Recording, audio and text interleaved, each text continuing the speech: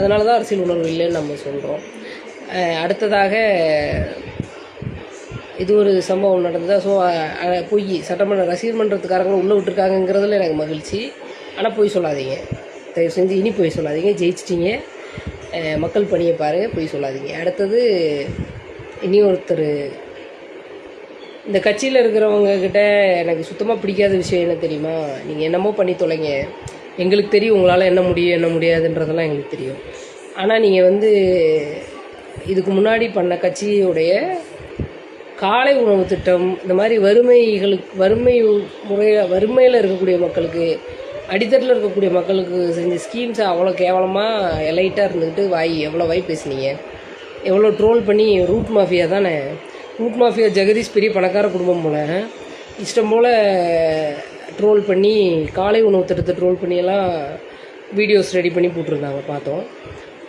So அப்படிப்பட்ட நீங்கள் இந்த மாதிரியான நல்ல நல்ல ஸ்கீம்ஸை நீங்கள் இப்படி ட்ரோல் பண்ணுறாங்களே இந்த ரசிகர்கள் அப்படின்லாம் நான் வருத்தப்பட்டிருக்கேன்.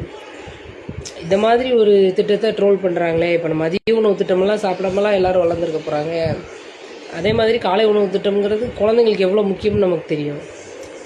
அந்த குழந்தைங்களுக்கு தெரியும், அந்த குழந்தைய பெற்றவங்களுக்கு தெரியும். இது எங்கேயோ இருந்து தட்டிகிட்டு இருக்கிறவங்களுக்கு கண்டிப்பாக தெரிய போகிறதில்ல. ஸோ இப்படி ரசிகர்கள் இருப்பாங்களா, இவ்வளோ கொச்சையாலாம் போடுவாங்களா அப்படின்லாம் எனக்கு ரொம்ப வருத்தமாக இருந்தது.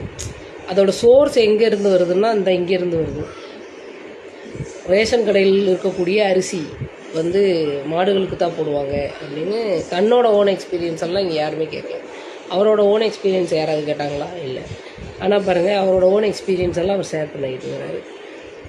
தன்னை யாராக உணரக்கூடியவங்க சாப்பிட்டாங்க அப்படிங்கிறதெல்லாம் மேட்ரு கிடையாது.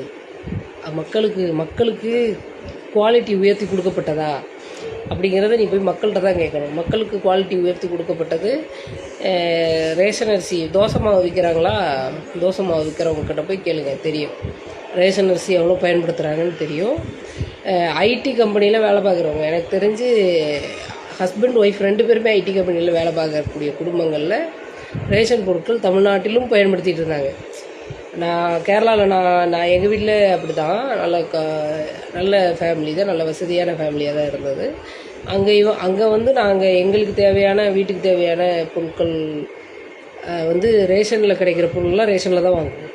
அது நல்லா தான் இருக்குமே, குவாலிட்டி நல்லாயிருக்கும், கழுவி காய வச்சு யூஸ் பண்ணலாம், அந்த மாதிரி இருக்கும். வாங்கி பயன்படுத்திட்டு தான் இருந்தோம்.